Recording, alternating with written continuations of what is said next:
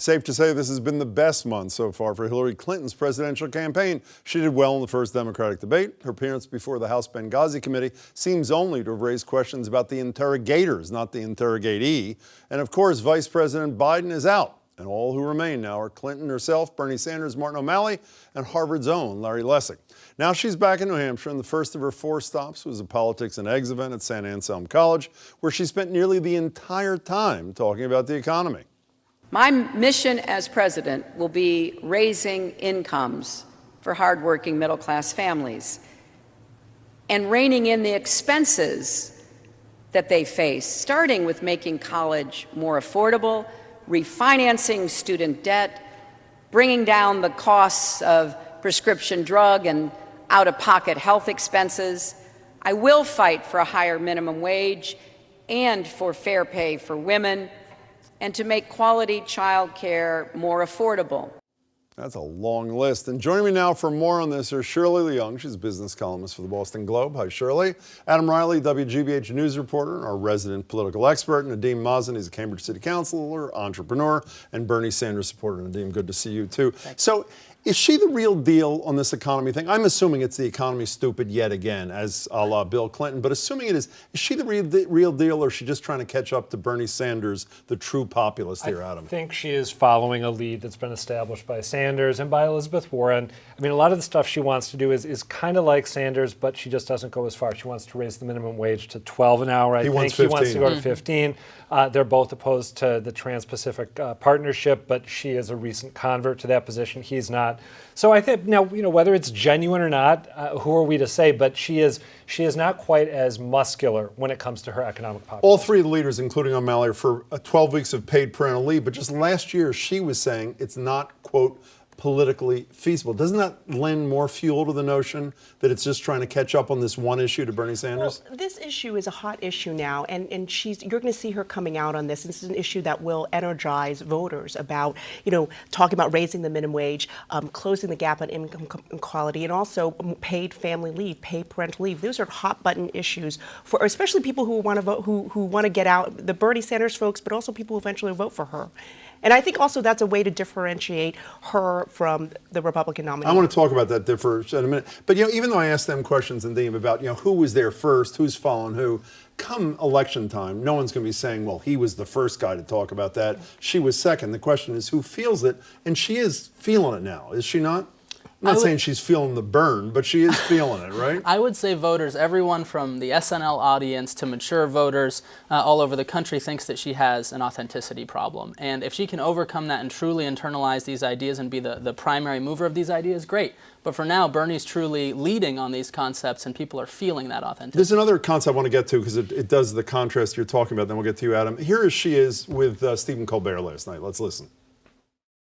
We're not going back. It's not the Clinton administration 2.0. No, I'm You're not a different running. person. I'm not running for my husband's 3rd term. I'm not running for President Obama's 3rd term. I'm running for my 1st term, but I'm going to do what works. And we have an understanding of what works. And, the wealthy need to pay more. I'm just sorry to break it to you. Okay. And, The wealthy need to pay more. Here's Bernie Sanders' version of the same thing. We need millions of people to stand up and make it clear to the billionaire class they cannot have it all. They are going to start paying their fair share of taxes. I want to seize on what she said a minute ago. I mean, the whole thing about against the Republicans used to not say the T word, even if you're a Democrat. They're both talking about taxing the wealthy. Yeah. Nobody wants to raise taxes on the wealthy except Donald Trump on hedge fund managers. On the Republican side, they want to cut taxes.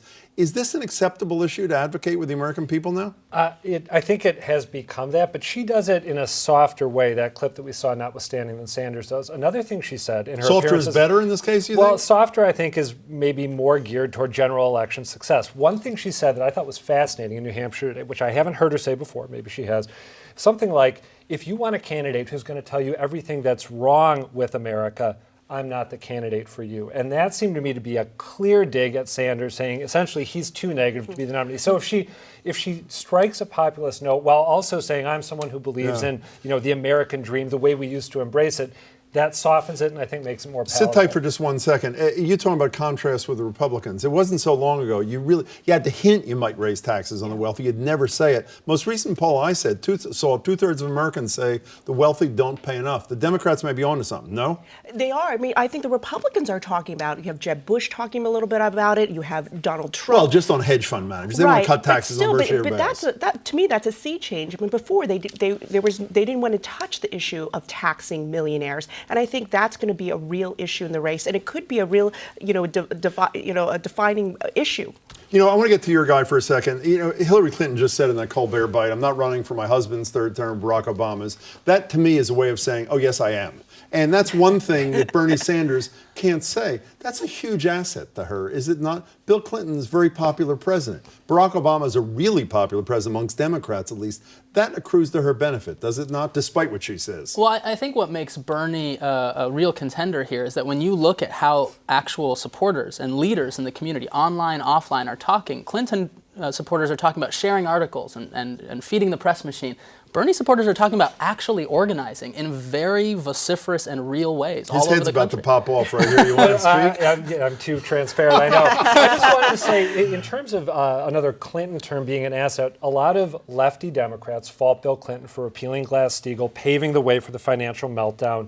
I'm not sure that reminding people of her connection with her husband is beneficial, especially when there is this sort of current we're talking about in the Democratic Party, but also in the Republican Party. And when implementing tax reform, it's going to be very difficult, and we're asking ourselves as a nation, who's going to actually be able to get this through a Congress? I don't necessarily believe that Clinton isn't going to get it through without watering it down. Okay, so I have a quiz for the three of you. What's your average age? I know and you don't. Do you know what the average age of the three of you is? You can't talk to each other. It's like 38 or Your 39. average is 39. Okay. Yeah. We worked on this. Zita, my coworker, worked on this today. You know what the average age of the top four candidates running for president is? A million years old. 69. 69. Marco Rubio's Closer to you, right? That's very funny. Marco Rubio is almost, I'll get to you later on that, is almost the exact same age as Barack Obama. Is that, you're a millennial. They're not millennials. They're sort of Gen X's. Gen X. Is that a problem for, assuming Rubio ends up emerging, like all the pundits say he's going to emerge on the Republican side, does that become a problem for a Sanders or a Clinton 68 and 72? I don't think our generation has a love affair with that ideology, no matter the age or the figurehead. We just want authenticity. We've noticed, probably for nigh on 20 years, that something's wrong, and he's pointing to every single thing with some authenticity that we can believe in. Age is a problem? I don't think it's a problem for Bernie Sanders. I was looking back at old polls, and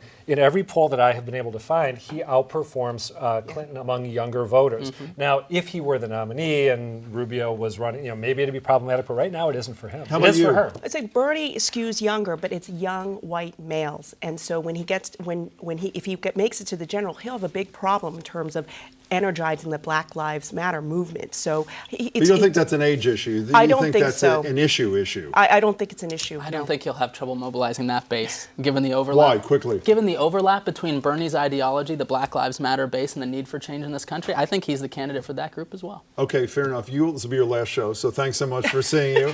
Shirley Leong, Adam Riley, it's great to see you. Nadeem, Thank you, Jim. take care. Good to see all three of you.